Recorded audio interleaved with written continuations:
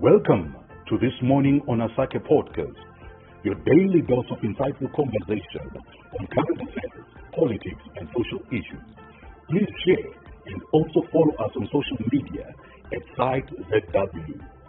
Now, stay tuned to today's episode. A very good morning to you and welcome to This Morning on Asakhe. My name is Mukahanana-Sangarwe and I'm here with Brighton. Good morning. A very good morning to you guys. Welcome to the show. On the show, we're going to be looking at the issue of women being part of the issue of climate change. Climate change is affecting everyone, but also women bear the biggest brand likely affected by climate change. But however, the chairperson of the Gender Commission says no, they are not included when it comes to making decisions. Why are women not included in terms of politics as well? In terms of climate change issues, the Zimbabwean women are impacted by the effects of climate change, but are excluded from decision-making processes. Zimbabwe Gender Commission Chairperson Margaret Mukahanana-Sangarwe said. Anyway, let's go to our first speaker there this morning. Good morning, Bartholomew. Good morning, Nota. I would like to encouraging all our leaders to move away from that old mentality.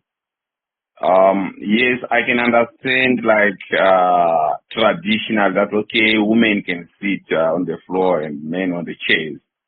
But when it comes to technocrat issue or intellectual, it should not be defined in that manner. We need to use people according to their skills which are possessed with, or their capability and capacity to handle a certain skill. Many thanks. Thanks so much for that, Bartholomew. It was quite interesting what you're saying there, the issue of patriarchy and the issue of the traditional nature of our society. Let's hear from Mercy. Good morning, Mercy. Morning, Nonsense. It's a multifaceted issue. Climate change on its own just makes us think, okay, what are the impacts of climate change? But if you have to put it in the context of our countries, across the world really, but exacerbated in African countries because of scarce resources, bad economics and all of that, then you put in the issue of patriarchy and corruption.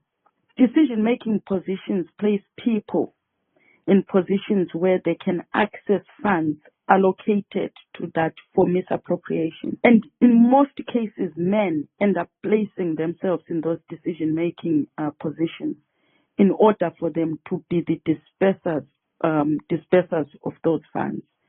And normally, men overpower women, not because they have an intention for what the money is allocated for, but it's placing themselves where there is access to those funds. Women end up receiving whatever is left over for the purposes of doing the jobs that are there. But at the same time, we also suffer in our country specifically for women who have become gatekeepers for power, patriarchy. They are women, yes, for the numbers, but they are not actually women who are protecting the needs of other women.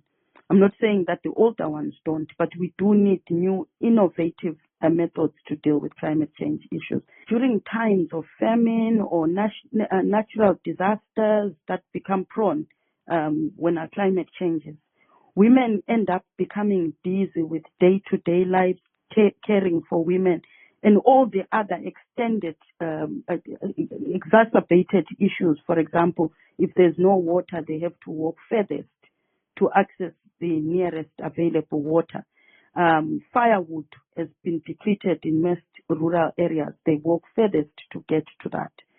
So, and scarce food, which means they have to work harder to actually achieve enough for their families to live. It leaves them very little time for them to attend to their sexual health needs. And during that time, we actually experience more women who end up getting pregnant because obviously not attending to their family planning. We also get a lot of women who miscarry because of the extra work that is now compounding on the situation. Stress from relationships based on obviously scarce resources in the house, all the workload that is often piled. Another issue that exacerbates when we are confronted with impacts of climate change is that women normally end up having to make supplementary incomes, which take women furthest cross-border traders, and they become victims of gender-based violence. And when women are not in decision-making processes about how the resources are allocated during times like that, like right now, facing El Nino, normally governments come up with policies in which we can improve on agroeconomy, we can improve on availability of water and things like that. When men are in charge of making decisions on what we spend our money on, they trivialize issues that women face day to day. They will consider things that are more profitable to them. It's an opportunity during that time for people to look at capitalizing. Thank you so much, Masi, for that contribution. Good morning to you, Posalani. Good morning, Brighton. We look at the 2013 Constitution of Zimbabwe. Now, it has been hailed as modern and progressive constitution, right, that addresses even contemporary issues such as human rights issues, including gender equality and the promotion of women's rights. And it clearly provides the gender parity in public bodies, including in elective positions, right?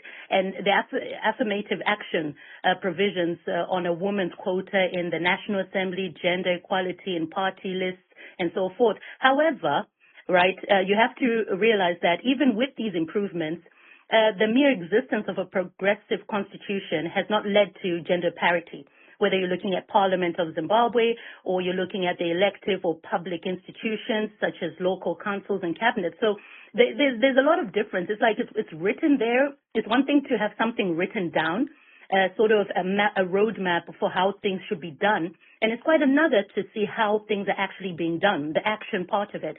And this is where we're falling short. And I'd say a lot of that has to do with the whole patriarchal system. We can never run away from that. It's taken women decades, even over centuries, to even fight for the right to vote. And when we're looking at Zimbabwe in this context, there's a lot of problems that women face, which have been outlined by previous speakers.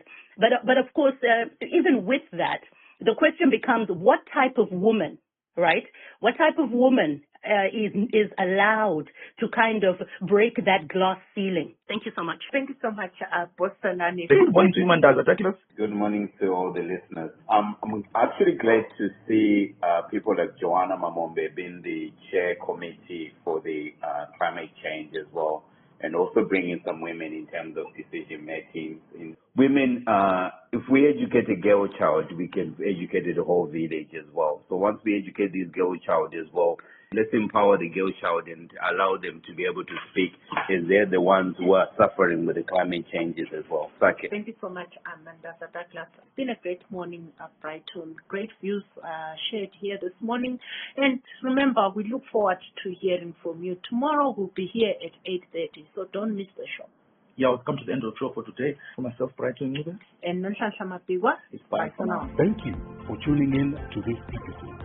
For feedback, you can contact us on 263-777-470017. Don't forget to follow and like our social media pages.